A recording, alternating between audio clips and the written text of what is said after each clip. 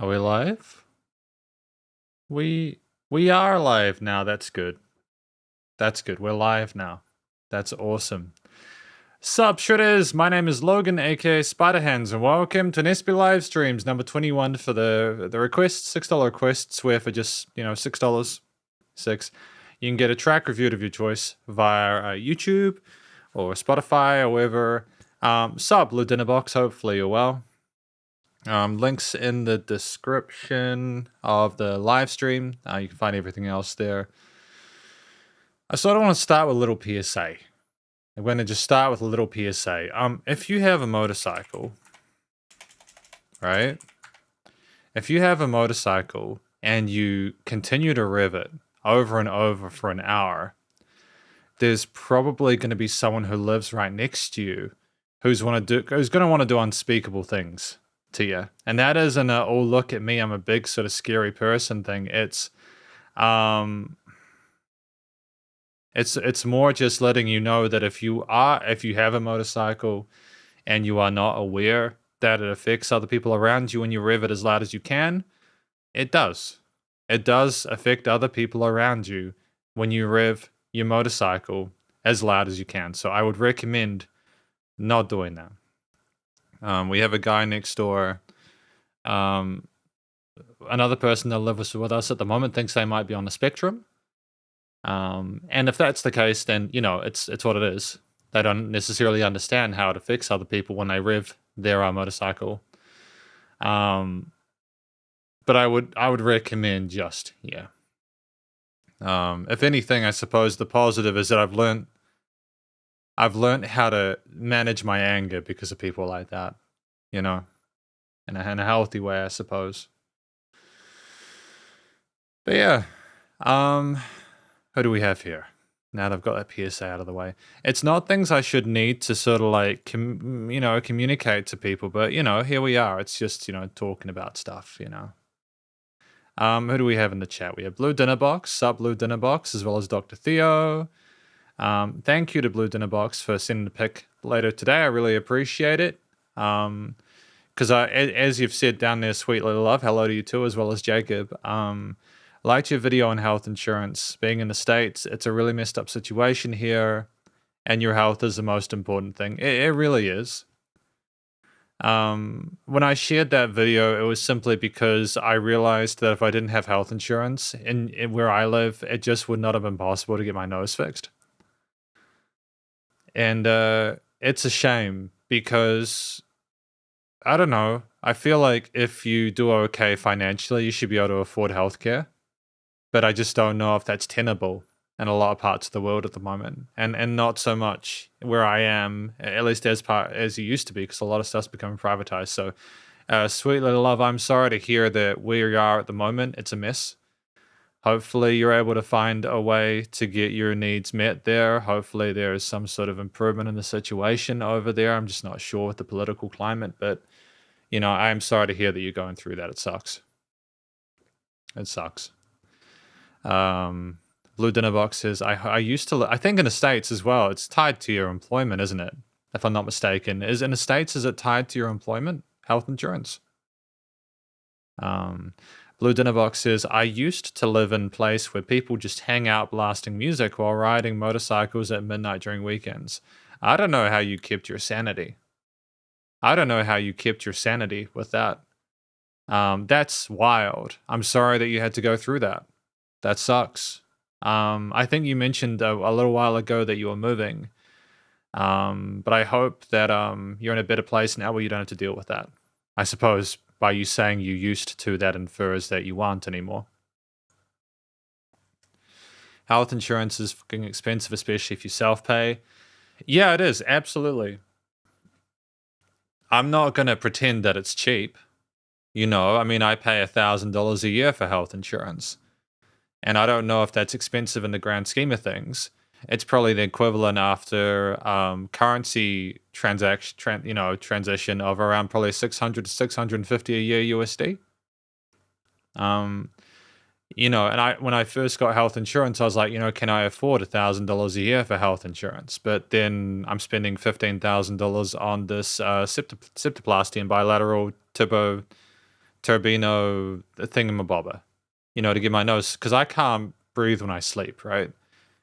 I feel like thankful that I made that decision, because I just don't think now that I'm getting a house that I would be able to necessarily justify an extra $15,000 anytime soon. And it's made like the return back for me personally on like 3 years worth of $1,000 by about like 5. Yeah, I understand it's expensive. Is it how expensive is it where you guys are? Health insurance. Oh my lord. I'm sorry, we'll go here. We'll go into the chat. We'll check that out. I'll make it big. 300 USD per month?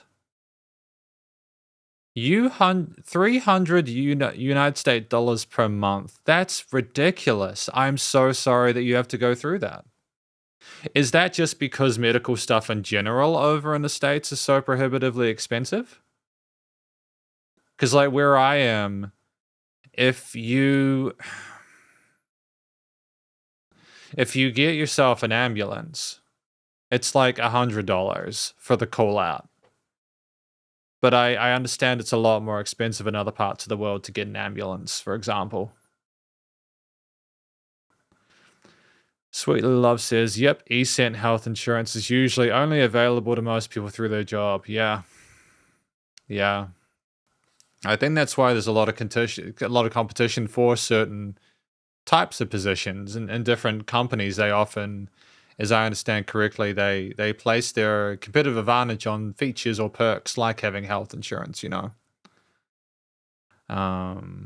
Canada or Ireland? Ireland is really interesting. So I think, if I'm not mistaken, Ireland is actually offering people the opportunity from Australia. And actually, I could be misquoting. So please take this with a grain of salt. But if I'm not mistaken, I heard that the Irish were inviting like Australians or people from other countries to move to some of the more isolated like islands just to sort of populate them a bit more. Like they were paying people to move to these different islands in Ireland. Which is interesting. It's interesting that the Irish are paying people to move to those desolate ones, which I assume part of the reason for that is that they are maybe less hospitable, less attractive. But yeah, I suppose if there's points of like productivity for like the country or something like that, and you have less people in those parts, you got to bring other people in. I think it's a thing like around the world there with economies, is that a lot of people are trying to get a certain amount of jobs, and it's difficult to go to the smaller towns and sort of like justify a wage to be able to sort of afford it in comparison to the big ones. But the people in those smaller towns still need to be able to live, and it's just finding the balance there. Right now, my student health insurance plan is already 250-ish, but it's also a very good one though. I'm glad that it is. So does your one do everyday and hospital care? Is your one hospital care and everyday stuff, or is it just one or the other? Because I mean, for me, I suppose at $100 a month, like $90 a month. And bearing in mind, like in conversion, what you're paying is about 350 to 375 in my currency, in Kiwi dollars. That I'm paying about a quarter of what you're paying per month, maybe. I get both hospital and everyday care. So like there was the option to pay like $13, $15 a month for hospital care, or like $10 a month for GDP care, and they bundle it together and they reduce it, which is just ridiculous. Again, I don't think I'm ever going to complain. Not that I was ever complaining about the price of health insurance, but I'm very mindful of it now after hearing that it's like $400 or $300 a month for insurance. That's crazy. But yeah, interesting stuff. Interesting. I think that with the videos on the channel, I kind of just want the Friday videos to just be kind of more sort of vloggy ones. So I'm probably going to make a little video next Friday with my bandages after the operation and sort of talk about that. Especially as like I want to sort of maybe, again, if people are interested in the live stream next week, that can't happen because again, I can't live stream. I can't live stream next weekend because I'll have had my operation on the Tuesday. I've been told that I can't do anything for the week. Even though we have to do our house inspection on the Friday because we need to do it before settlement. It's just what it is. The surgery has been booked in at the similar time as actually securing the property. But yeah, I'll make a video on Friday talking about the operation and stuff like that. And just as a gentle reminder to people that I won't actually be able to live stream the following weekend because we have tomorrow's live stream, which is Gorillaz Plastic Beach, which I'm really happy for. I'm looking forward to Plastic Beach. That should be really good. That's Jacob's pick because $12 patrons now get annual album reviews, which is really cool. Sup, Potato Say, how are you doing today? You alright? We're talking about health insurance, apparently. It's good to chat. It's good to chill. What's up? What are we doing?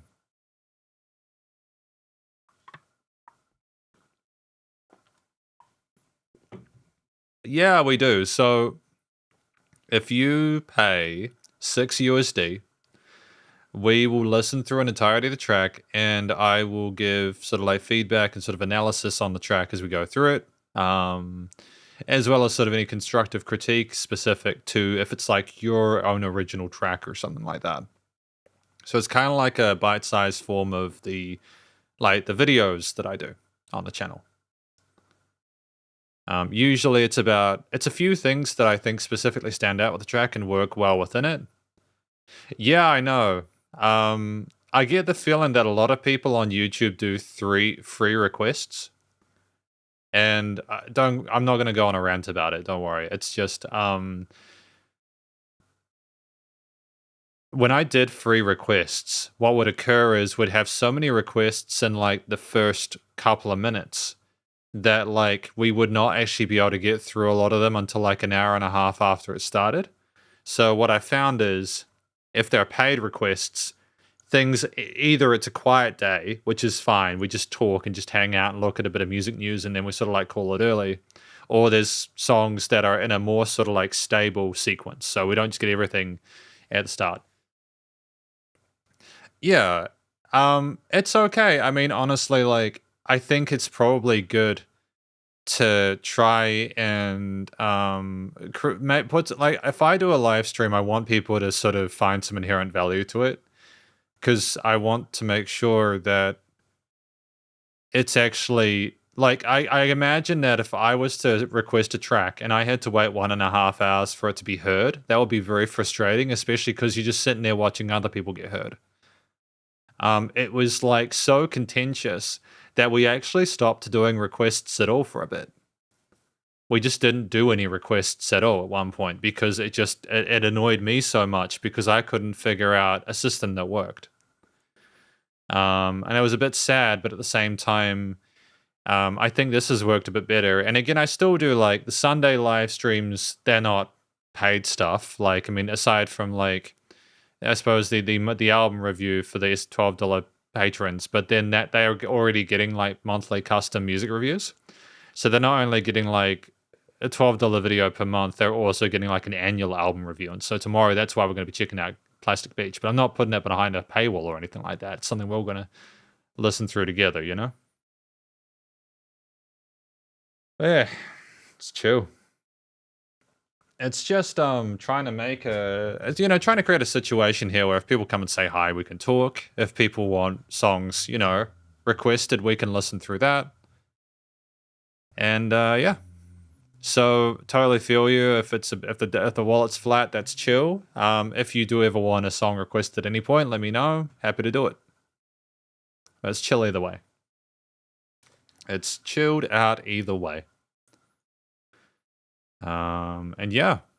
I also just want to sort of, before we go into Jacob's track, because Jacob's put through a request. Thank you for that, Jacob. I want to sort of mention that I'm probably going to have just a little bit more energy from now on. The reason being is that when I can actually breathe through my nose, I'll be able to sleep properly. And when I'm able to sleep properly, I think for the first time in like 20 years, I'll actually sleep well. And that is not something that I've experienced, again, for 20 years. I've always been sleepy. And so I don't know what it's going to be like to be able to be fully awake. but I'm aware when we do videos, I'm often a little bit low energy, and part of that's simply because, you know, it's a bit just to be, you know, and I don't want to be insincere or disingenuous with it, right? So it's just trying to find a balance. But anyways, you can probably hear the motorcycle as well outside because the guy just, he doesn't know how to actually move his motorcycle out of the driveway.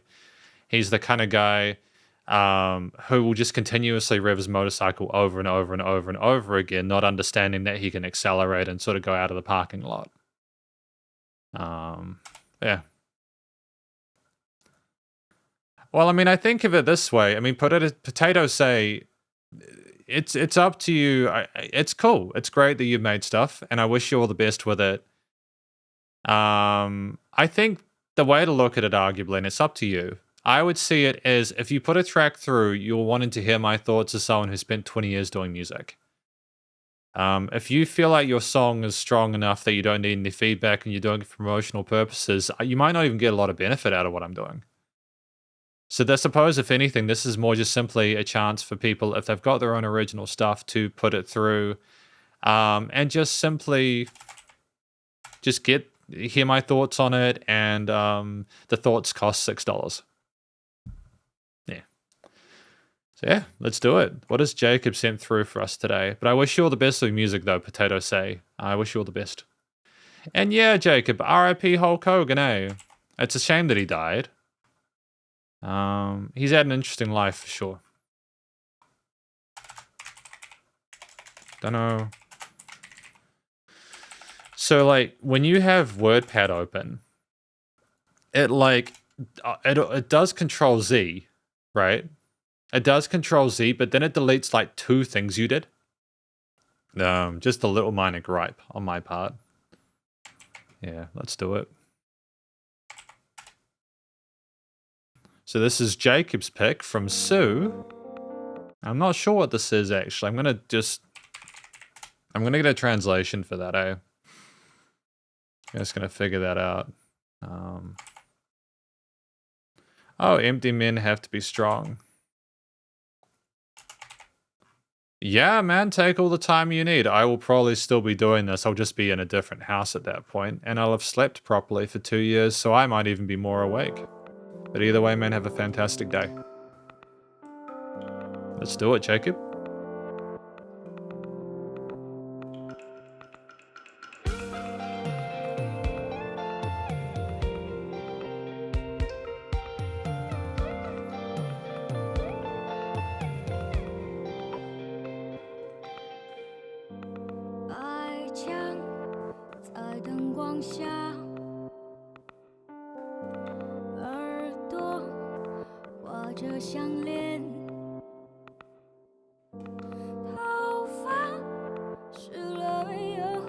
Really interesting sound design with those in and outs.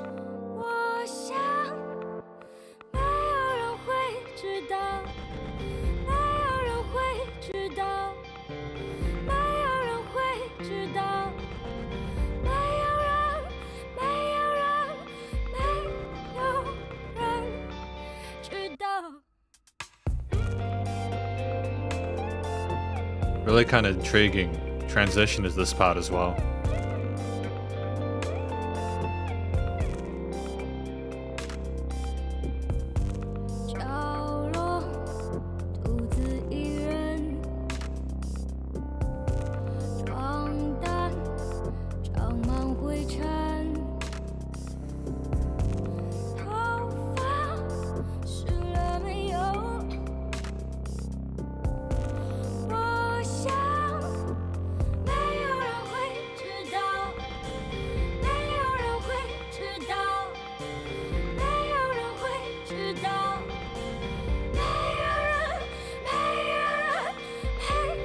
Is that vocal fry there?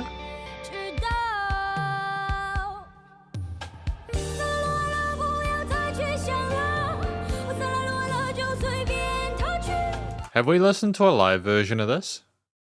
I kind of recognize the vocal style a little bit.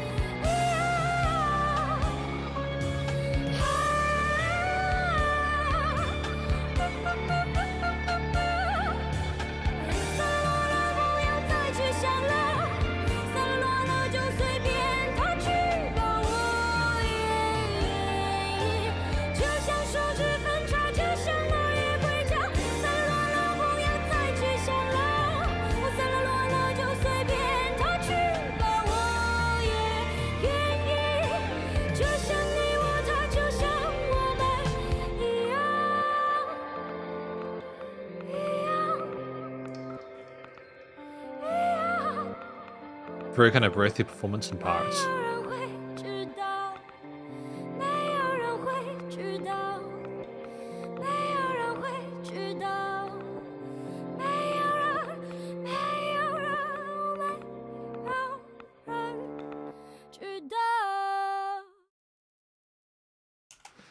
So, Jacob, what is this about? Do you reckon? What would you say this is about? Empty people have to be strong. I suppose that we'll just take it at face value as it being about empty people having to be strong. So it's about someone calling out, acknowledging that despite the difficulties that they face, they have to try and overcome them, I suppose. Really beautiful album art. Really interesting use of colors and stuff like that within here, eh? Really cool stuff. So in terms of what this track does well, I think there's a few things that we can sort of like look into. Part of the way this track works is just a really fascinating vocal style. It's not just that we are very comfortable in a head and chest voice, but we also explore our range well. We have great use of double tracking. We have interesting moments of vocal fry, and there's also sort of like this kind of flutter to the vibrato that is very distinct. It kind of helps you understand or sort of like recognize their style a bit more quickly. It makes it a bit more unique, and I appreciate that within a track because often you'll find there's like a few set lanes that people go down in certain genres, and here they're simply trying to be themselves, and I think that's just smart, especially with Sue. Like if this is Sue's style and they keep it consistent across an album, I think that's great. You know, it's fantastic. It's nice and raw without being overcomplicated. I think that's an interesting juxtaposition, though, to the production and the way that things have been implemented within the instrumental components. I mean, absolutely agree. Sweet Little Love, it is a very interesting sound to it. If we go back a little bit.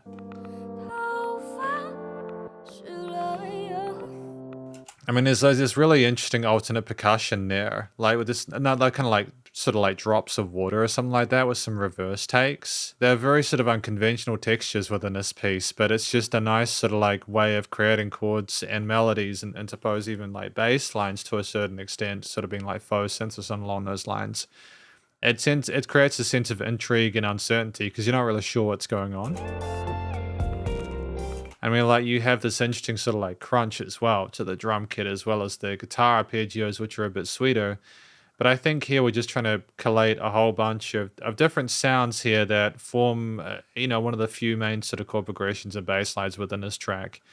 And overall, it has this kind of vintage, grainy sweetness to it that almost sounds a bit kind of raw in the way that maybe we're feeling having to overcome these challenges.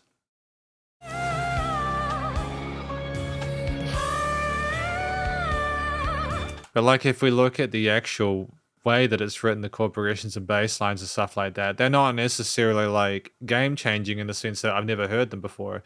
It's just more simply because of the unusual kind of like textures and timbres we have within it, representing different sort of like notes within the chords and stuff like that. The coloration of things in terms of the actual sort of like sound design and production is what we'll talk about third. But there's just so many little intricacies and little bits of nuance within the instrument, or sort of like the composition itself. I'd assume there'd probably be about 20 layers or something like that minimum there. It's just knowing how to have individual little ideas that niche and coalesce one another, kind of roll over one another. And what that happens there is it never becomes too overwhelming, and you don't have to sort of make anything do too much. So therefore, Sue is the focal point. But it's constantly changing at the same time without sort of iterating on itself too much.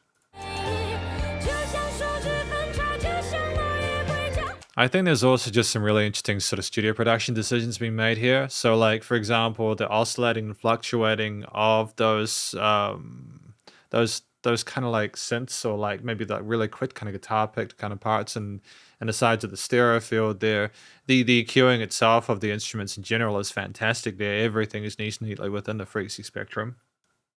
Music surrounds you in the headphones as a general rule, regardless of whether there's automation or not. There's also dynamic range to it, so things aren't squeezed too much, like in the quieter parts. Like, again, the vocals are pretty constant in terms of their direction and impact throughout there. We're not, like, massively trying to shift things, but, like, it's almost like the music kind of takes a back step and then, like, comes up when it needs to maybe sort of illustrate the flowing emotions of the person telling the story as they kind of grow and become a bit more sort of concrete. But it's also the kind of song where like I'd probably need another few listens to be able to sort of hear it through, simply because again the all the different sort of fun elements and spices that they have within it. Um, and so ultimately, it's a complex track that I think makes it far more exciting. And it's again, I think I like that way of looking at it, Sweet Little Love. I kept waiting for the song to really go off, but it stayed fairly mellow. I think that's the feeling it was trying to sort of incur. It was a strong person simply trying to sort of like front and be the best they can, even if it's not too overwhelming. Because I think that if it had really popped off, it might have either been a little bit too predictable in the sense that, oh, the person suddenly rises up and becomes the beast they always thought they were. We're not going for that kind of direction here. I think we had a deliberate intent. They clearly understand what they're doing with their songwriting, the way they write their music, the way they sing as well. Great vocal technique, and the production again was tight. It's a really beautiful song as well. I love the harmonies, chord progressions, the how things are layered in terms of the various octaves and pitches. A lot of those kind of brighter arpeggios and the higher end there, the sparkles that they have here are fantastic contrast to the lower elements as we bring ourselves up. Really beautiful piece, and I understand why you wanted to check that out, Jacob. Jacob says this was one of the albums that I wanted to choose, but I want an album that is understandable and still very good. Thank you, I appreciate that. I cannot guarantee I would have understood I wouldn't have understood the lyrics literally. And it was an interesting comment with the BDS live stream I did, which kind of popped off a little bit, where it was people wanted me to not bother with the lyrics, unless I knew everything, and I get that. But I feel like there's a reason there's an English audience for BTS, and part of it is that the English lyrics are kind of enough to be able to sort of enjoy the music regardless, even if you don't get the whole context. It's that if you understand Korean, then you get everything, you know. So ultimately, fantastic. It seems like a really cool album. So thank you to Jacob for that request of the song from Sue titled "Empty People Have to Be Strong." There's no weak points in that one. It's a very good track. Very good track. So what else do we have? We have a lot of songs. Oh, we have a few songs, to be fair. We have Dr. Theo next. What does Dr. Theo have here for us today?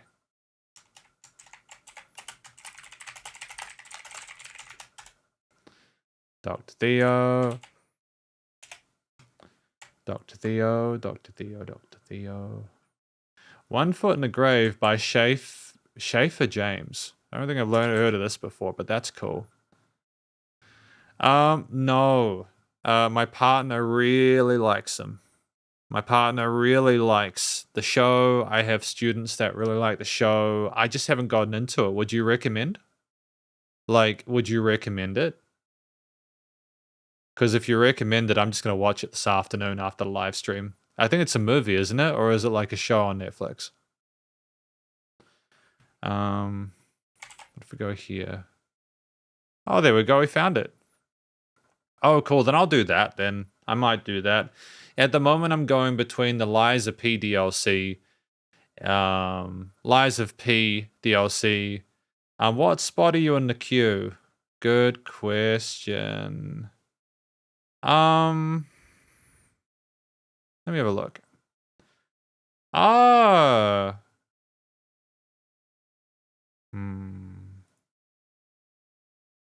So I'm gonna reload Ko-fi so I can figure it out, Tangelic. I just want to make sure, eh? Let's have a look. So if I reload that, what have we got? Oh, thank you. Huh? That's weird. Hang on. I'm misclicking things. Commissions. Commissions are open. Oh, did you not go through... You didn't go through the commission link, did you? To be fair, I think I've just found that the commission link was closed, so it might have been confusing. That's okay. So you're like 5th in the queue. So you've got a wee way to go before we get to your pick. Unfortunately, just leveling with you there, but I'll put it in a note. How do I access what you've given me though? What you've sent through? Oh, it's a one-off, right? Cool. Cool. Yeah. Okay. So I'm just gonna make a note of where you were so that we can get to the next one. Where can I do this? Where can I make a note? I don't know where I can make a note. No, I can't do it there, can I? Okay, I guess I'm gonna just have to do this. So I got Dr. Theo, and then Dinahay is next. And then Sweetly Love is next. And then Tangelic is next. There we go. So at the moment, we're up to Dr. Theo. Cool. All right, Dr. Theo, let's hear it. Schaefer, James, 1 foot in the grave. No. No, you're going to have to wait. You're going to have to wait. Sorry about that. It's basically first in, first served. Because usually you go through the commissions tab in the link in the description. So yeah, it's all good. Yeah, you can show me a song from it, Dr. Theo. That's all good. But let's listen to this track from Schaefer James. Let's do You're it. getting good at playing bad cop. You're a tornado in a teapot. The grim reaper in a white dress. A mind reader on a side quest. But baby, tell me where you going now. You've been devouring time and time is running out. And I know there's hope at the end of this rope, but it's long, long, long. And you're doing your best to hold on with 1 foot in the grave. Well, I like the vocals. They're quite charismatic, aren't they? With 1 foot in the grave. 1 foot in the grave.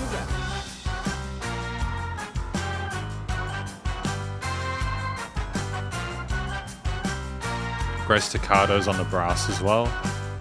You make a living on a long shot. You put your future in the pawn shop. A night fever and a cold sweat over an error you haven't even made yet. Right. The high road is made for the brave and it's painfully long. And you're doing your best to go on. With 1 foot in the grave. Nobody gonna tell you how to behave. With 1 foot in the grave. 1 foot in the grave. 1 foot in the grave. Nobody gonna tell you how to behave. With 1 foot in the grave. 1 foot in the grave. Knuckle up, buckle in, the show's about to begin. Don't lose the plot, don't let them under your skin. 1 foot in the dirt, 2 words on the wind. 1 foot in the dirt, 2 words on the wind. Blow, winds, blow, winds, blow, winds. Even if you got 1 foot in the grave, nobody gonna tell you how to behave. With 1 foot in the grave. 1 foot in the grave. 1 foot in the grave. Nobody gonna tell you how to behave. With 1 foot in the grave. I mean, the brass is just a fantastic color within the mix. 1 foot in the grave.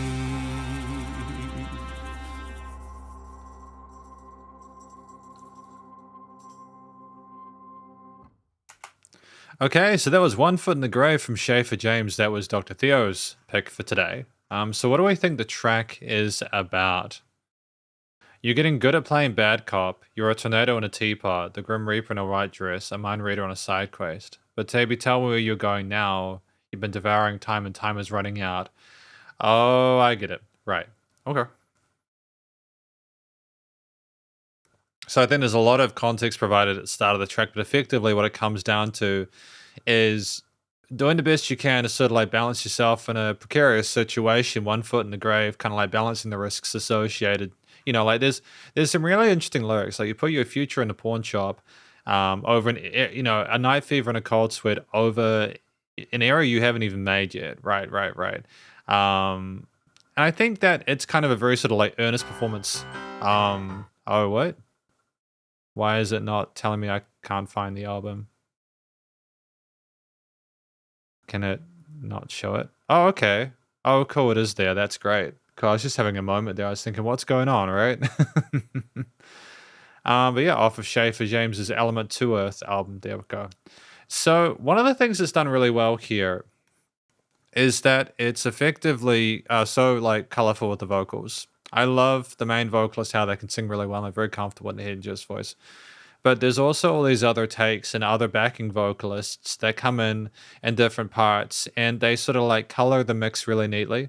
And I think that's really important because if you simply had the main vocalist on their own, it would simply maybe be a little bit too much like a solo piece. And while you could probably get away with that in this track because it's a person having a conversation with another, it's almost like someone getting a sermon on the sort of like how precarious their life is. I can imagine this being a theme song for a D&D party. I'd get along with that as well. I vibe with that. Hey, that's fantastic. Yeah, absolutely. Or any type of like fantasy or element adventure where like there's that kind of danger involved there. I think, life isn't necessarily there to be played safely, and I think this is maybe sort of like discussing that.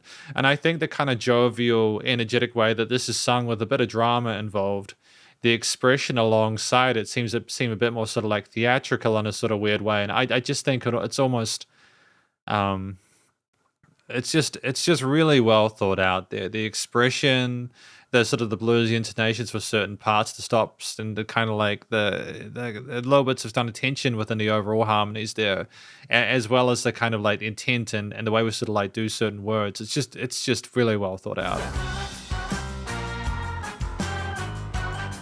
I think it's also just great to sort of trade it off to the brass and those elements after some of the vocal parts there. There are fantastic alt lead and coloration within the mix. And there is a peppiness to the way they kind of roll that kind of mirrors some of the ideas that we have vocally across the range.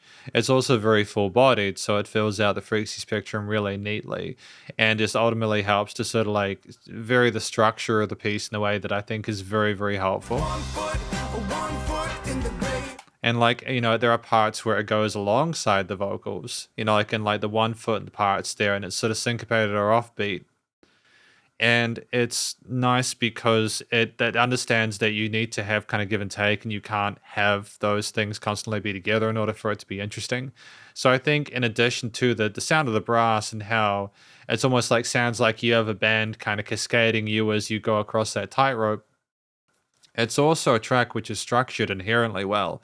I mean, at 2 minutes 40, it's quite a short track, it's within that 2 to 4 minute sweet spot.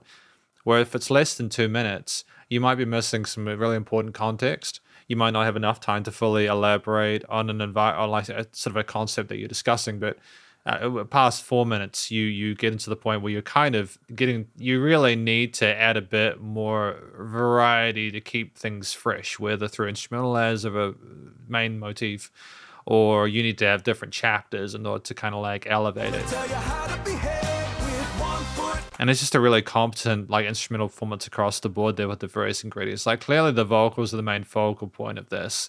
And I think it's an interesting way to start an album as well on a closing note.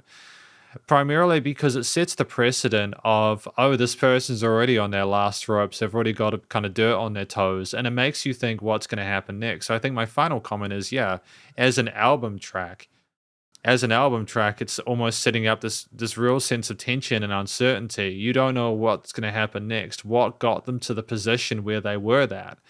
It makes you curious about the album, and I think that's really important, especially when trying to suck people in. I think that Schaefer James does that incredibly well. So ultimately, just a really interesting track. I'd probably want another couple of listens through it to really sort of like get the little intricacies down, but that's my basically first impressions with it. And thank you to Dr. Theo for that request. That's actually the EP showing off the singles. The actual album is called Summoning. Crazy. Yeah, that's awesome. Summoning. It seems like an interesting sort of concept. So the album is like how many tracks off the singles? So how many tracks total in the album then? Is it like a 3-act kind of thing? Is it like a bigger story? Because this is Element to Earth, That's cool. That's cool.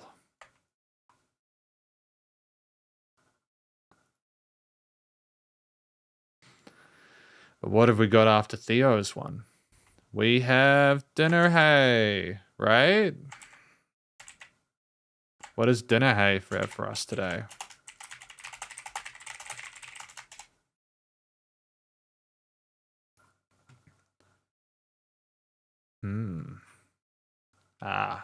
Dinner Hay. Here we are.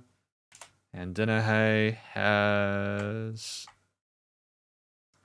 Oh, Ariana Grande. We haven't listened to Ariana Grande in a while. This will be good. So what do you like about this track? I suppose we're going to find out what we like about this track, to be fair. Okay, let's do it. Ariana Grande. This is Dinner Hay's pick for today.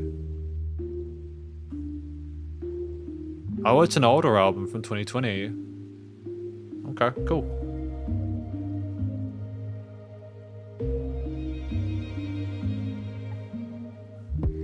It's like you got superpowers.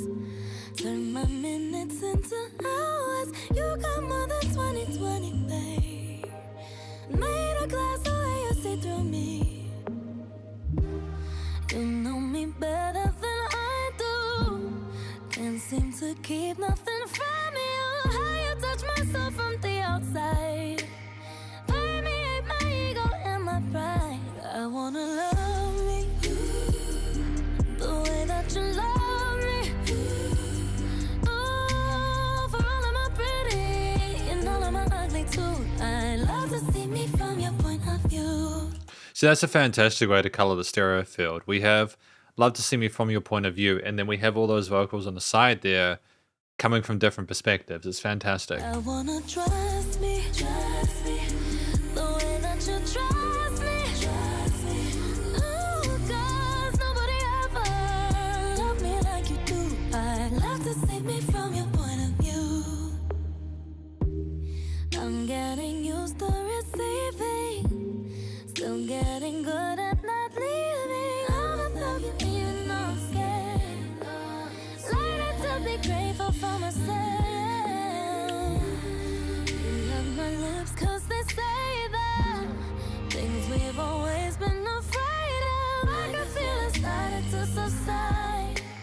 Learning to believe in what is mine. I wanna love you. There's also like a kind of an interesting sort of crispiness to the production there. Like we are pushing the limiter a little bit, but not too much. The way that you love me. Oh, for all of my pretty and all of my ugly too. I love to see me from your point of view. I wanna trust me, the way that you trust me, Ooh, 'cause nobody ever loved me like you do. I love to see me from your point of view. I couldn't believe it. See it for myself. Oh, I'll be impatient, but now I'm only falling, frozen, slowly falling. Got me right. I won't keep you waiting. My baggage waiting safely. And if my eyes deceive Great call and me, response between the sides and main. I wanna love me the way that you love me. Ooh, for all of my pretty and all of my ugly too. I love to see me from your point of view. You got a little sort of like staccato strings as well in the background for a bit of percussion there outside of the drums. I wanna trust me, the way that you trust me, baby. 'Cause nobody ever loved me like you do. I love to see me from your point of view. Yeah.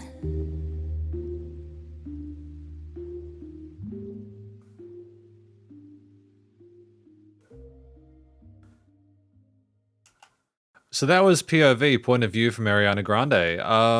So what do we think this track is about?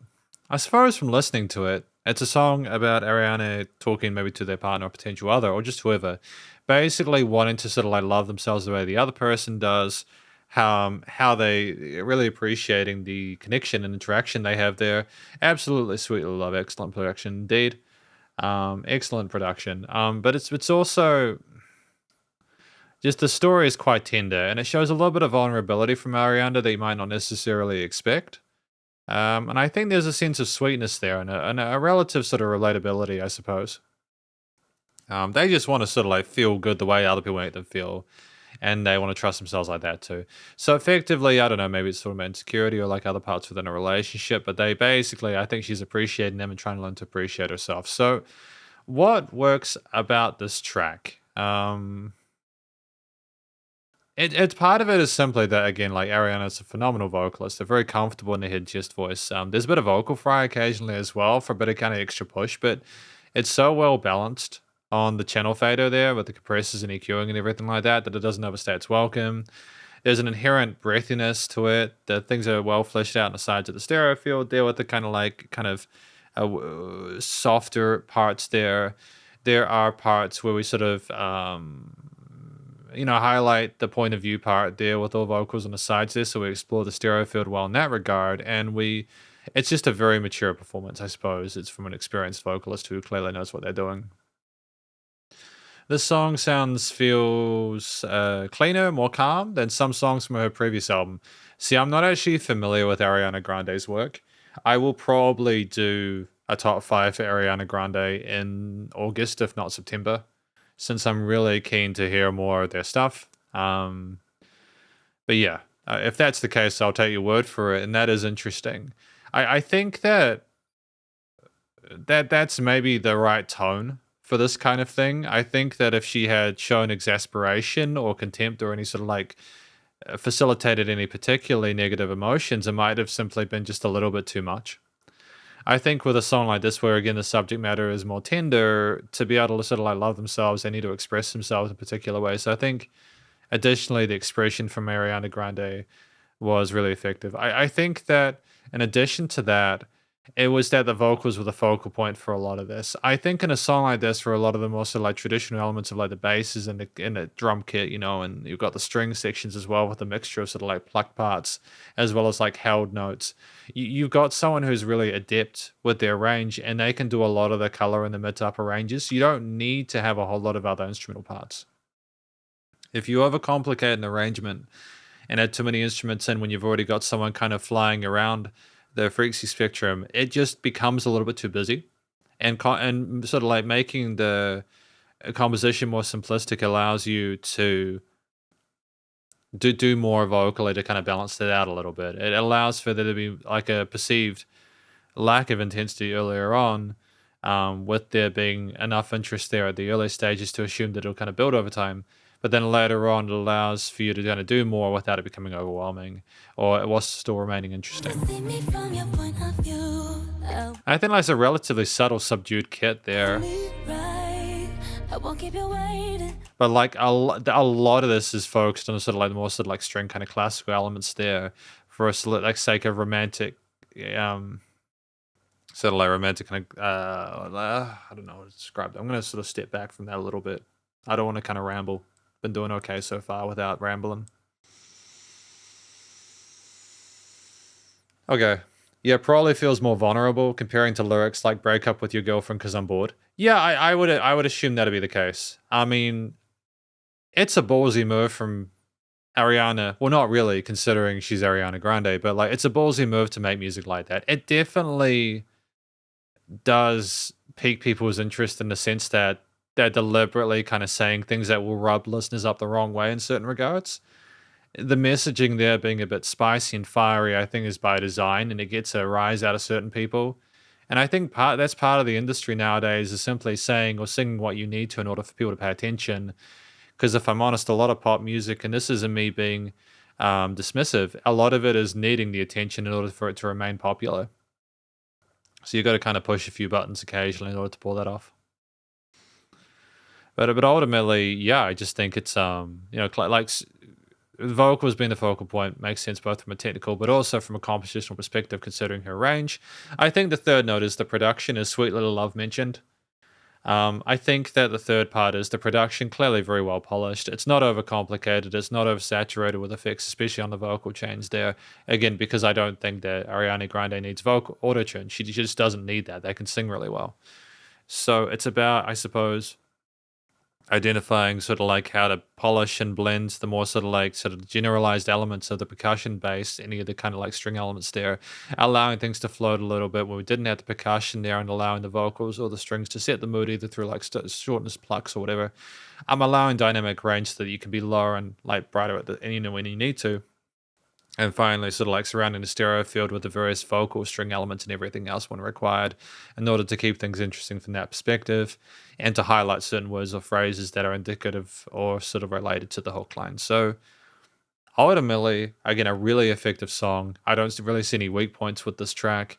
I think that I'd have to probably listen to the album and to be able to sort of like understand the full context of it, because simply I don't understand why it's at the end of the album. But it's cool nonetheless. I think it's a great effort, and thank you to Dinnerhate for putting that forward. I appreciate that. So it's a cool song. So we've got two more in the queue at the moment, as far as I'm aware, because we've got Sweet Little Love, and then we've got Tangelic's piece. So just in case we're wanting an update on where things are with that.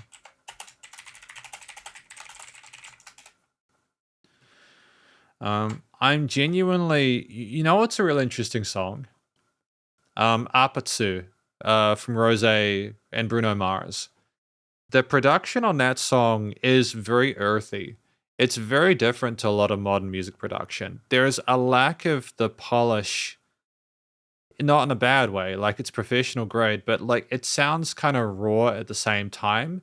It sounds a bit more kind of homebrewed in the sense that like it's just less clean sounding. It's kind of, you'd imagine like the youngins with their music and the guitar and the radio kind of vibe to it. I don't know if I'm just like going in a weird direction with that, but I do like the way that that song was produced. It just seems a little bit more sort of like minimalist. Like they're comfortable with the fact that they can sing and produce stuff, but like the fuzziness of the synths and some of the resonances that they have here is like a deliberate decision to not have too clean a recording. There are some songs released recently that just sound really sort of enthralling. Anyways, we've got Sweet Little Love with their track Bang Bang. So this is an original, and I'm also wondering if Tangelic's is an original. I think it might be, but we'll hear that when we hear it. For now, Sweet Little Love. Let's do it. Let's go. I don't want to log in. I don't want to log in. Let me so this, yeah, Bang Bang. Oh, it's loud. Oh, that's loud. That's a lot louder than the Spotify stuff. I don't have an issue with it being loud. It just took me by surprise a little bit.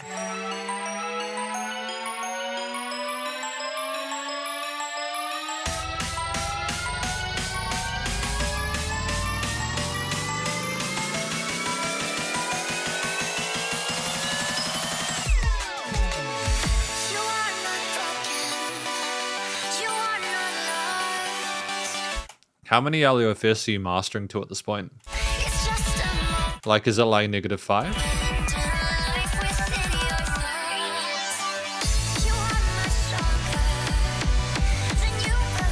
Because it looks like there's dynamic range there.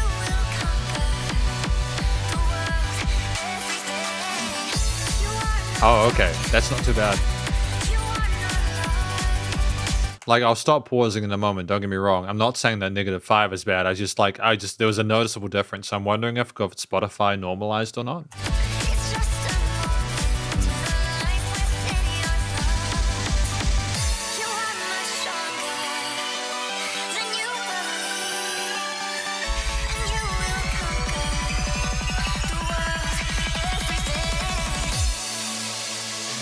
But see, you bring it down here, which is good. You're not just squeezing it the entire time. I like that. Smoking up a bag, yeah, I want that jack. 50 in my bins, need 100 grand. Spend and make it back. Pull up, got that swag, and we flipping fast, yeah. That's 100 racks. Slip it and pull up a drip on your bitch, and I got it intact. I don't want nothing to do with it, man. You found it very fast. You talking your shit, you running your mind, but you can play, yeah. I hit in the dash, so don't give a damn what you gotta say, yeah. Bring you back, do it clean, clean, clean. Smoke a sack, keep a mag, sipping lean, lean, lean. Fuck a chill, pop a bill, make a scene, scene, scene. 50 racks, 100 bands, on my jeans, jeans, jeans. I was chillin', walk through and get dizzy. I came from my kidneys and I'm trapping like I'm Whitney. Yo, bitch with me, nah boy, she ain't missing.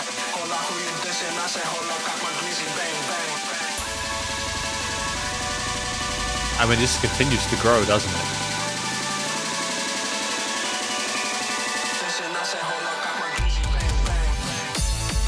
Yeah, no, we're really pushing it at that point.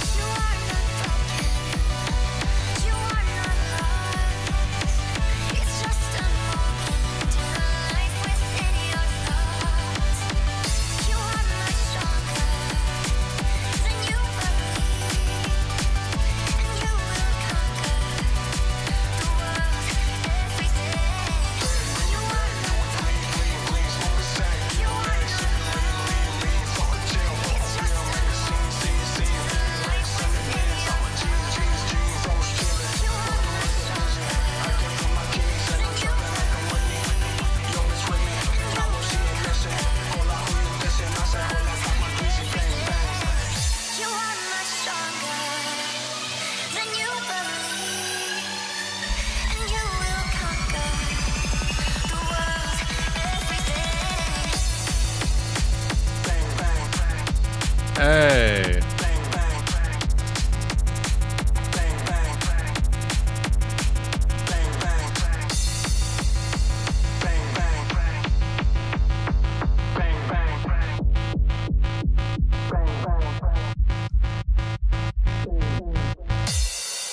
Yeah, see, we clearly understand what we're doing in terms of post-production. It's a really interesting track. So what would you consider the song to be about, Sweet Little Love? I'm not sure how to approach it. I'd probably need a few times more to kind of sort of connect the sung vocals to the rapped parts. But what I'm going to say is that I do actually think it's a really positive thing to have that. I think that having different vocal styles within a track allows for more sort of diversity and variety within a piece, which makes it more interesting, especially if those parts are done individually quite well. The sung lady vocals sounded cool. And I thought that the rapper, the dude who was rapping, could rap really well. Like, the flow of it was fantastic, and the bang bang part at the end, where we kind of iterated the hook line upon the existing sort of like the outro instrumental part, was really cool. I wasn't necessarily sure if we were going to have vocals there, and I was kind of thinking we could probably get away with not having vocals in that part, but we did, and I think that was a smart decision in the end. So, genuinely, sincerely, I think that was one of the positives of this track, was the variety there and the way it was implemented, and the clean vocals were sung in a way that harmonized really neatly with the existing kind of motif, which was nice and bouncy and perky and full of life. I think that was vivacious. It's not really about anything. I just worked in some a cappella tracks I felt worked together well. I figure that's just art, isn't it? You know, art is just getting a whole lot of colors and tones and textures and ingredients and putting them into a pot and just kind of figuring out what comes out of it. And I think here, part of what worked so well was, for example, when the rapping was kind of in time or a rhythmic device in addition to the other elements within that bit. I think another thing that just simply worked really well is that we focused on the groove there. And I understand that that's an obvious thing in dance music, but it is not always an obvious thing. Sometimes you listen to tracks and there's a lot of kind of guffing around until we get to the point where we can really sort of like nod our heads along to it. But we don't necessarily hesitate. We don't wait, you know. I'm not going to say that the riser there is the most comfortable sound in the headphones. And I mean this with all the love in the world. There's like a kind of resonance there that I can hear. And it's a resonance that is in my headphones. And I'm not sure if it's my headphones or something. But there's a bit of tension primarily because of that frequency in the piece. And so I'm not sure if I dig that. But I love everything else going along. And I think even if you notched it, it's just a key metric, a key part of that riser or that tone there.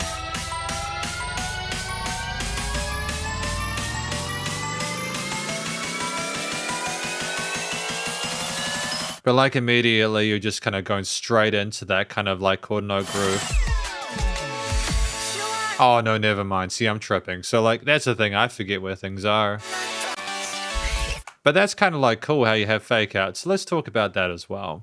The fact that we can have a rise and we can kind of assume that it goes into like a drop, but then it doesn't because it's a fake out. We get the verse there. I think sometimes you'll have songs that kind of rely on the main sort of formula, having the start, you rise up and then drop. And then they'll do it again. And then that'll be the song. Here we have mixtures and peaks and troughs there. Like, for example, I've been listening to Sweet Little Love's music for a while there. I was not expecting. I wasn't expecting that, and it's kind of fun to have something in there that is unexpected, you know, that kind of swings the other way a little bit. I mean, like, it's a quick tempo, and you already have so much energy. It's so vibrant with the pulse of things, how loud it is, the limiter being a -8, being a force to contend with, and the push and pull of it. But I suppose the second thing would be the vast intricacy of the amount of different sort of like parts we have within the track, alongside how all the elements sort of mesh and entwine together, how we focus on the kick and the bass when we need to in order to be able to push things forward and proceed. But we also aren't afraid to have more melodic elements there in the mid to upper reach that are sort of like decorated. Like, you listen to that, you kind of like this kind of synthy organ kind of thing there, kind of bum, bum, bum, bum, bum, bum, bum. And we have like other tracks, like vocal tracks alongside that. And it's more about the rhythm of those things and how they create a counter to the chord note groove. And also the major leaning and the general sense of brightness with a lot of it there, where I feel like we could have gone the other direction. I had a lot of lower, kind of like tinged or lower aimed elements there that would have been a bit more kind of intense and severe. And you could have gone the other way. But we wanted bang bang to be uplifting. And so when you have that tempo, when you have that intricacy with the different grooves and how to sort of spell each other out, the focus on the chorus. And with like filtered kind of 16s and 30 seconds and loops and builds and stuff like that, it's great. But also, again, knowing after that kind of fake out at the start to be able to allow things to float, that's also very good. Again, it's averting expectations to make a more interesting experience, whilst also providing people with what they expect in order to meet kind of like meet that midpoint there. Finally, I think it is the studio production. I would say here that in general things are really neat. I know I mentioned the resonant frequency within the first part before, but I think in general the way the kicks and other parts of the percussion, the sidechain are really neat. I think that the way that we handled different vocal takes within the piece, how we sort of EQ'd and filtered them within the piece was good there. We wouldn't have really benefited from that much. We wouldn't have necessarily benefited from that much low end in the mix. So I think it's great that we kind of had them a bit higher to allow more space for the bass and drums or elements there. And I think just, playing around with the rises and effects and filters and stuff like that, like kind of going up and down and sort of taking things away, whilst also knowing to push the limiter a little bit. You know, to push the limiter to that -8 range, have everything nice and loud. It's just taking instrumental layers away to create that sense of dynamic range as opposed to literally making things go quieter or louder. But honestly, there's so much more I could say about this. It's tricky because I could spend like 15 to 20 minutes talking about each of these tracks. It's just trying to sort of focus on a few things that are done especially well, I feel. We've always had a pretty good sort of sense of like music theory and composition in regards to how we put forward the chord progressions and stuff like that. It's just kind of continued to grow over time. So I'm thankful that I've had a chance to listen through this track. There were some really interesting ideas in here, and I think it's great. So thank you to Sweet Little Love for putting through this track titled Bang Bang. That was cool. It's cool. And then finally, we have Tangelic. You're welcome, Sweet Little Love. I appreciate it. It's been good to listen to music over the years, eh? Yeah, I think it's been years now. I thought that was a misspeak for a while, but we're doing this for a while, I think. Not that I mind that. So this next track is from Tangelic. We're finally there. And what does Tangelic have for us today? Yeah. Go here and open this. Oh, it's Cosmic Rift. Cool. Let's do it. Let's do this. We've got the art here on the screen. It's very interesting, spacey stuff. Will it be Riftastic? We will find out. Let's do it. Tangelic.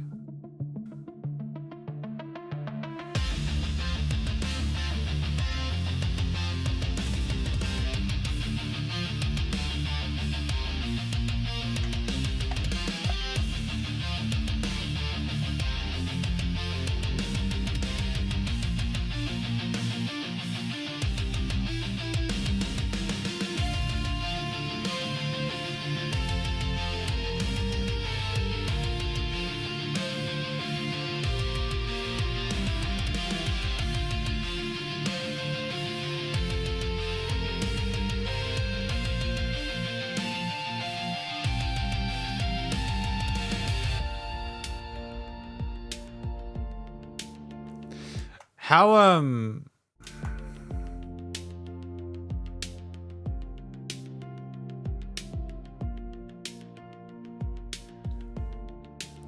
mean, as an instrumental piece, it's kind of cool to have that dynamic range in there.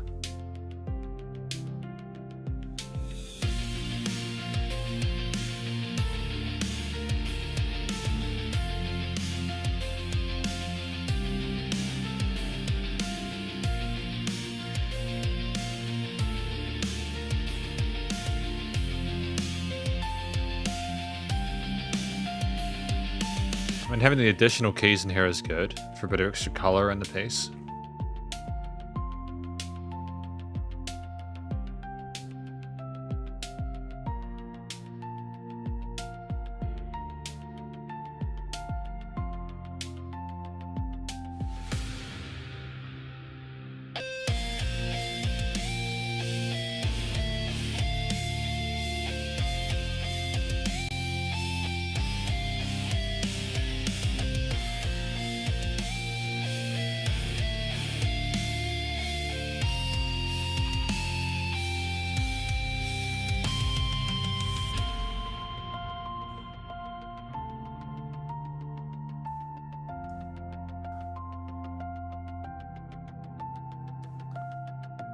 The way that things kind of tick backwards and forwards with the automation is kind of intriguing.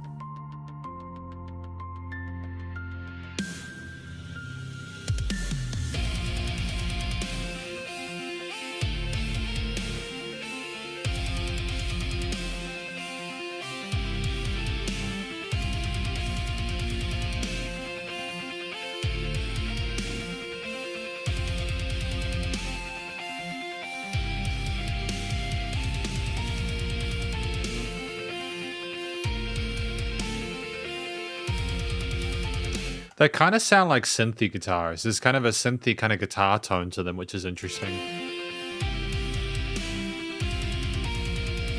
Usually you get a little bit more body with guitar tones, like lead guitars.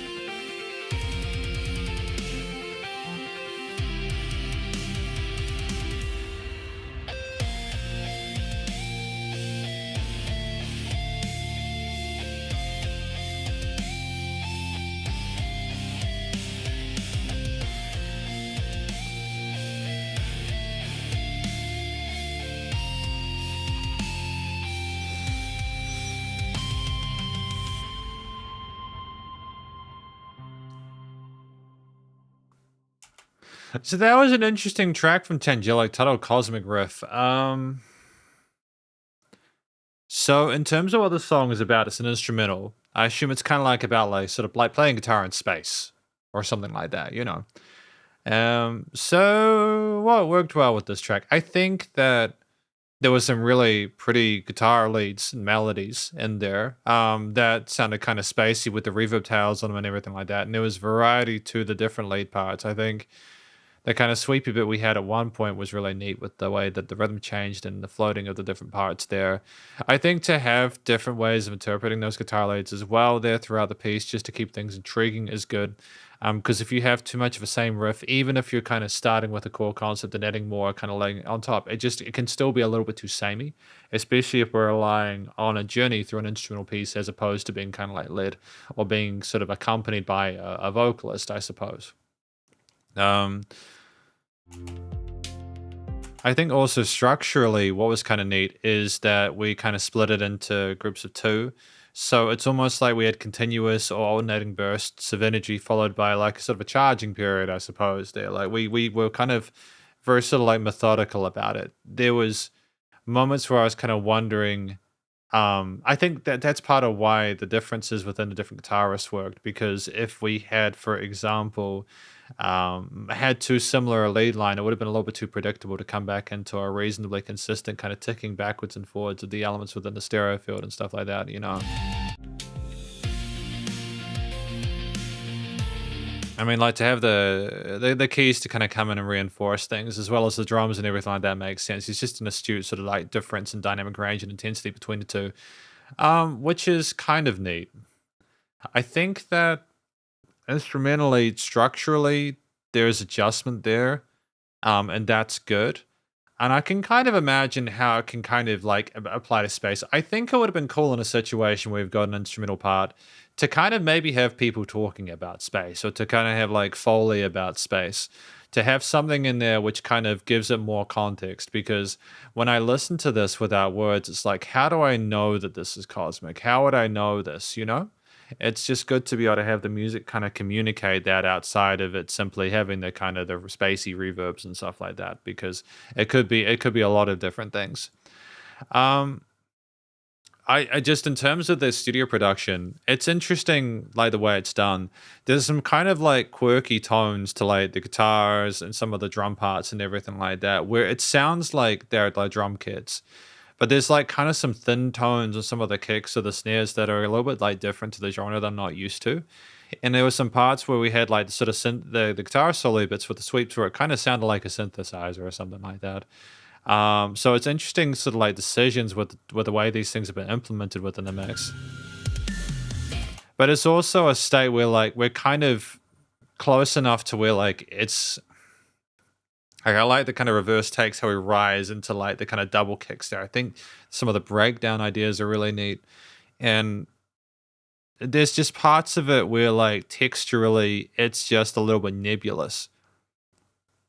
I think that's it. Basically, I think the thing that would help this track to pop off is simply to have something within it, like either Foley or like a sample or something spacey, to really sort of like cement it in people's minds that that's what it's about. I know that we might simply want to have a riff, and if we're going to look at it outside of like the riff status there, outside of instrumental, it works fine. It's functional. At 3.5 minutes, there's enough range compositionally within it, adjustment of the lead layers to kind of keep things kind of intriguing. You could have potentially have had more dynamic range between elements or different things. You know, you could have... Yeah, but there's transitions and fills and bits of development there as well, which is good. And I think, again, there's parts like the keys there, how palatable they are within the range with some of the guitar parts and the rhythm section and stuff like that, which is good. So ultimately, I think it's a solid effort. It's a good first impression of Tangelic's music, this song titled Cosmic Riff.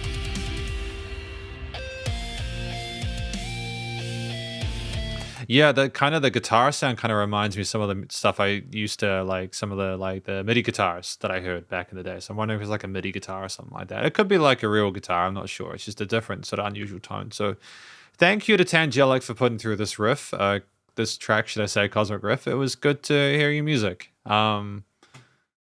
Sick. I'm just gonna write thank you for the tune. Have a great day, smiley face. There you go. We did it. And just a friendly reminder to people, just in case, because I think last time I did a live stream or the time before, I forgot about, I just didn't see someone's request. If you go through the commission page, I'll see you in the queue. Just, we want to make sure we specifically and purposefully go through commissions, because if we don't go through commissions, we might get confused or something like that. But I think we've got one more track from Dr. Theo today. What has Dr. Theo got from us? I'm assuming it might be the one from the K-pop stars or something like that. Your Idol by Saja Boys. Let's do it. And then we got, yeah, Dr. Theo. Yeah. Thanks for your request. Let's do it, Dr. Theo.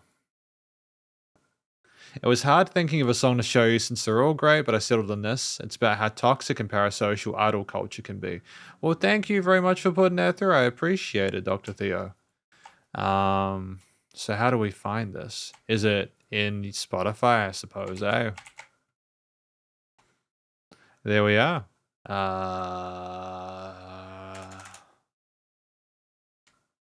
Here we are. Oh.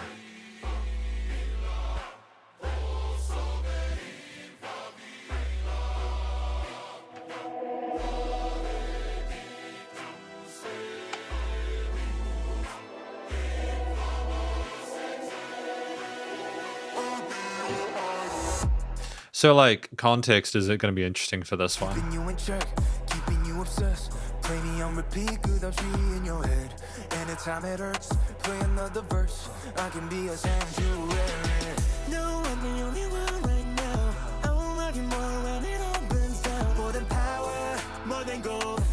Yeah, you gave me your heart, now I'm here for your soul. I'm the only one who'll love your sins. Feel the way my voice gets underneath your skin. Listen, cause I'm preaching to the choir.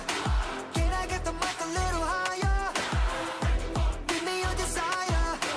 I can be the star you rely on. Never hold a chair, you can't look away. Don't you know I'm here to save you? Every running mile.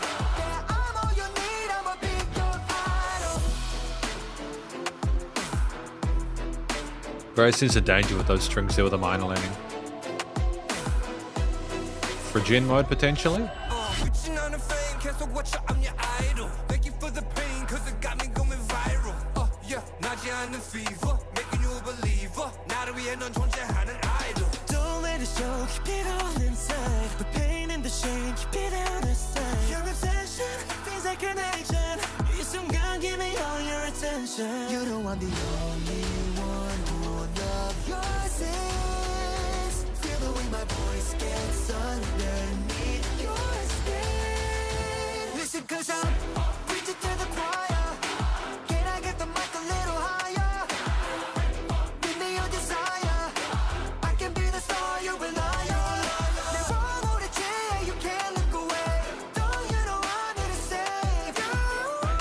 Every running wild. Yeah, I'm all you need, I'ma be your idol. Great adjustment of percussion here. Interesting blast breaking parts there. Just a cool different texture.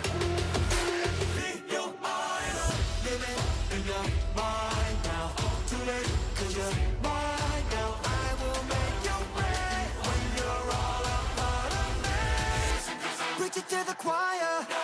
Can I get the mic a little higher? Give me your desire. Watch me set your world on fire. Never hold a chair, you can't look away. No one is coming to save you. Now we're running wild. You're down on your knees, I'ma be your idol.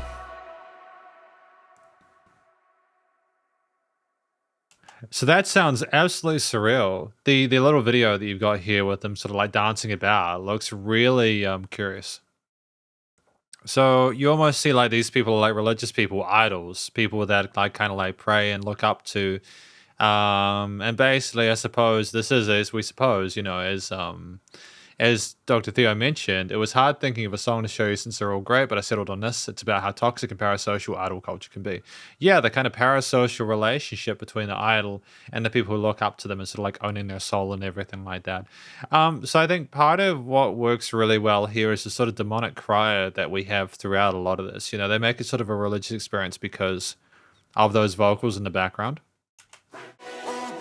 And you have like this kind of prayer at the start, Inflammus Eternum, and eternal flame is expected. You know, like it's like demonic. It kind of immediately illustrates a sense of unease and disillusionment with the situation, a sense of fear and self-aggrandizement from the idols themselves, and a sense of danger, I suppose. And it's very kind of overwhelming and oppressive with the intent of the way those vocals have been sort of like filtered and treated there. It almost sounds a little bit kind of like you know, it's very slick the way it comes in with keeping you in check, keeping you obsessed. It's very assertive at the same time. So it's not just you've got the choir kind of reiterating the sort of like spiritual religious element of it.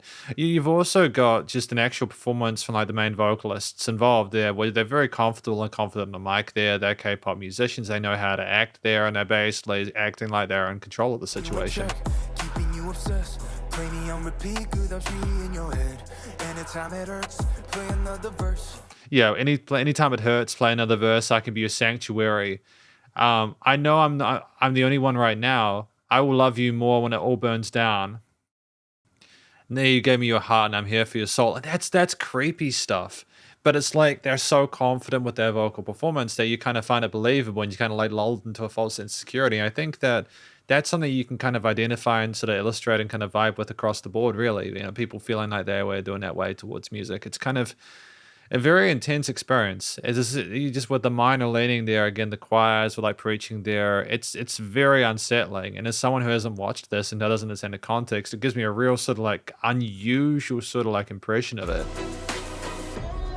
but like it's still a very kind of like interesting one at the same time, if that makes sense. Like it's like, oh, I wonder what's going on or what's going to happen next.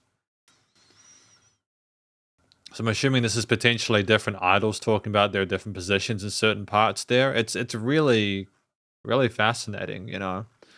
I think it's, oh, they aren't trying to convince you. They sound like they already got you. Fair, cool. Actually, I'll own that. Yeah, that's a good point. So basically, it's because I'm just not sure what state of the movie it's in, but if that's basically where they are, that's crazy. Oh man, I want to go watch this now. I am tossing up between Lies of P DLC as well as this. Why not both?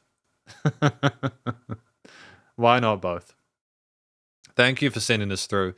I suppose in terms of a third thing outside of just the way it's sung and how confident they are and how well they explore the range and the cohesion and collaboration with it, it's the combination of the more sort of like sort of contemporary sort of like expected elements of like the trap kind of like drums and hip hop and 808s and everything like that, like the beats and clicks and everything like that. But it's also, and how authoritative that is, but then you've also got the strings and the cinematic experience you have with those, the way they kind of rise and fall there. And like they also have these kind of harsh textures in the percussion as well in those little break parts, which is really neat. Like it's kind of like trying to sort of like punch you in the face repeatedly or kind of smack you away and kind of like catch you by surprise. And it's incredibly heavy, even with those risers as well. That you could probably put the distorted guitars over it.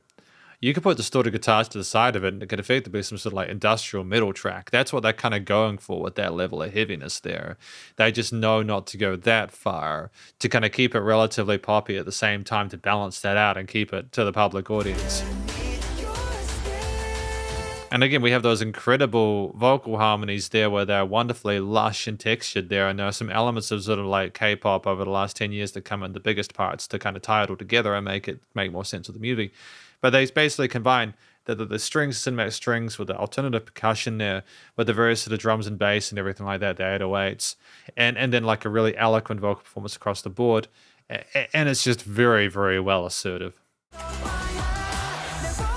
And just the portamento on the 808 as well is tremendous. The production is absolutely spectacular. Really, really good effort on their part. They're telling a story within a track that the movie doesn't need to sort of assert, but it makes you want to sort of learn more anyways. So ultimately, thank you to Dr. Theo for putting the second track through today. I really appreciate it, sincerely. My partner has watched it, and it makes me want to go check it out in my own time. I wasn't necessarily sure, because I didn't realize it was a movie. The reason I didn't initially watch it with them is that I thought that it was a TV show and it'd be like 6 hours, but it's just 1.5 hours or something. So it's probably bite size, nowadays.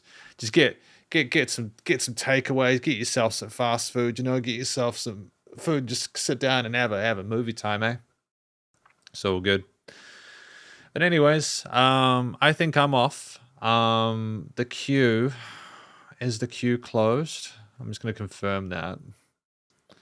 There we go. I'm just going to make sure, because sometimes what I do, yeah, I think the queue's closed. So I'm just going to like give it like a minute in case someone's put an order through. But basically, we've looked through a few tracks today from Jacob Gerd as well as Dr. Theo, Danahay, Sweetly Love, and Tangelic. Thank you for your requests. I genuinely enjoyed listening through them. It was great to hear them. It's just been nice to be able to sort of sit with people's music and just appreciate it more, I'm going to go and probably watch this. No, I still haven't decided yet. Hopefully you all have a fantastic weekend. Just a friendly reminder that there's a live stream for the Gorillaz album Plastic Beach tomorrow. But we will not be doing the live streams next weekend because I got my nose surgery. If you want more info about that, check out the health insurance video I put on the channel yesterday. But we'll be back the following weekend. Probably do Ariana Grande or something like that. And maybe once we've finally moved house, I'll be able to sort of do some album reviews or something. I don't know. But there'll probably be album reviews that like people have shown an interest in via the top fives. Because there seems to be like, there's a couple of albums of particular interest to people. There's an album from Britney Spears titled Blackout that people seem to really want. And I think that might be worth looking into maybe, but we'll see. We'll see anyways. But thanks to all of you who came along to this live stream. I really appreciate it. It's been good to hear your music. Cheers to all of you who came in just to chat. It's been good to sort of hang out. We can do that at the start of each live stream as well. Genuinely, I mean it. I know a lot of people say, oh, I really enjoy talking about it. I genuinely do. It's good to just sort of just kind of get to know people and stuff in a way that's not disingenuous. And stay cool and stay safe. And please remember to support your local musicians and artists at this point in time, as need the help more than ever with all the crazy stuff going on in the world. And I'll catch you in the next live stream. Have a fantastic evening. Spider hands out. 3, 2, 1.